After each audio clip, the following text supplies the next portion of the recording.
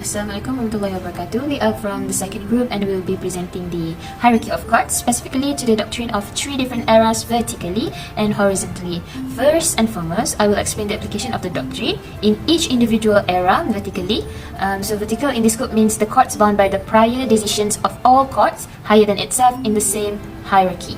So first and foremost, we are going to dive in the application of the doctrine in the first era, which in pre until 1985.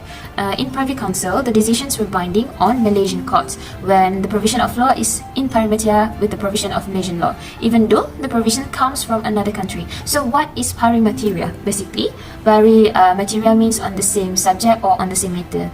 This can be supported in the case of Khalid Panjang and others, where the issues are where the Privy Council decision on Indian statutory provision in parimateria to the local provision, where the Malaysian judge is bound by such Privy Council's decision. So the court held that the Privy Council in another case, where in the case of Mirza Akbar's, discussed a section in parimateria with the corresponding section of the local statute. So in these circumstances, that case is binding on this court and every High Court in Malaysia, and no judge is at liberty, whatever his private opinion, to disregard it.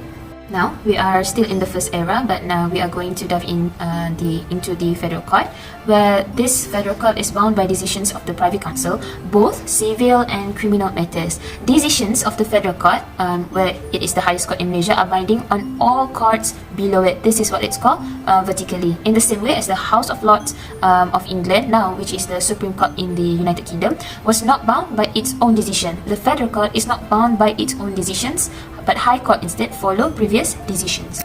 Now, as we finish in the first era, we are now going to move to the application of the doctrine in the second era, which are in 1985 until 1994. Privy Council in this era had been abolished in 1985 and had been replaced by the Supreme Court of Malaysia. Supreme Court in this era, being the highest court in the land, are bound to its own previous decision. This can be supported in the case of Lauren Osman against the Attorney General, and for the High Court, it's bound to follow the previous decisions. Now, as we were done with the second era, we are now moving to the third era, which are in 1994 until the post. Now, in federal court, no court can disregard the precedent set by the federal court, as it is again the highest court of the Malaysia, and this is supported in the case of Lauren Osman against the Attorney General. So the counsel for the appellants actually tried to argue before the Court of Appeal that the majority decision of the Federal Court in Ramachandran against the Industrial Court of Malaysia was wrong and ought not to be followed. The Court of Appeal then disagreed. Indeed, the court is bound to follow and apply the law as stated by the majority in Ramachandran. Even if it suffers from an infirmity, it is a decision of the apex court and constitutes binding precedent. Now, for the Court of Appeal, it is bound by the Federal Court, but all other courts are bound by the Court of Appeal, as it follows its own decision but has the power without overruling it to depart from its previous precedents and can overrule the High Court.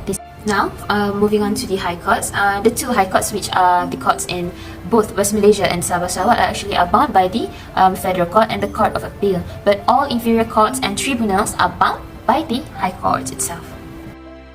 Now, moving on to the application of the doctrine in each era horizontally. So, horizontal operation of Decisis means a court that is bound to its own prior decisions and the prior decision of a court of the same level. So, in the first era, which in the pre-1985, the Privy Council not bound by its own previous decision, as in the case of Director General of Inland Revenue against Kulim Rubber Plantation. And for the Federal Court, it bound by its own previous decision for civil matters only. It can be referred from the case of Central Securities Holdings Berhad and Harun bin Muhammad Zaid. And for the High Court, it is not bound by its own previous decision. Now, moving forward to the second era, in 1985 until 1994, the Privy Council at that time had abolished, and the Supreme Court was made the highest court of law. The Supreme Court, it bound by its own previous decision, as mentioned in the case of Lauren Osman against Attorney General, and for the High Court, it bound by its own previous decision. So in the third era of post-1994, the Federal Court from the case Anchorage Mall Berhad and Irama Tim Berhad and another stated that decision of the Supreme Court binds the Federal Court unless it is reserved by the Federal Court. So the case mentions that it is bound to the Supreme Court's decision and its own. In the Court of Appeal, it followed the principle from Dalit Bhagwan Singh against public prosecutor, and from the said case, the principal's leaders, it may not be bound by its previous decision if first, a previous decision given per inquirum, there is ignorance or inconsistent with any statutes or any authority. Second, there is conflicting decision made by the previous cases. The most fit and suitable fact and consideration may be chosen to follow. And the third one is if it is overruled by the federal court. And for the High Court, it bound by its own prior decision. Now we will be comparing the first era in pre-1985 with the second era in 1985 until 1994. The Privy Council was abolished in the second era, so we will move on to comparing Federal Court and Supreme Court. Although the Federal Court was replaced by the Supreme Court, the latter was not bound by the decision of the former court. The High Court in the second era was bound to the decisions of the earlier High Court in the first era.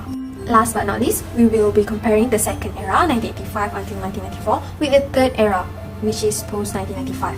So the Federal Court replaced the Supreme Court in the third era, and it was held in Ri Li Ki Chong. It stated that since the Federal Court is the successor of the Supreme Court, it is bound by its decisions. And in Encourage Mall Sdn Bhd and Iramatin Sdn Bhd and another, it stated that the decision of the Supreme Court binds the Federal Court unless it is reserved by the Federal Court. So in the cases of where the Supreme Court made a mistaken decision, the High Court in the third era is bound by the decisions of the second era's High Court.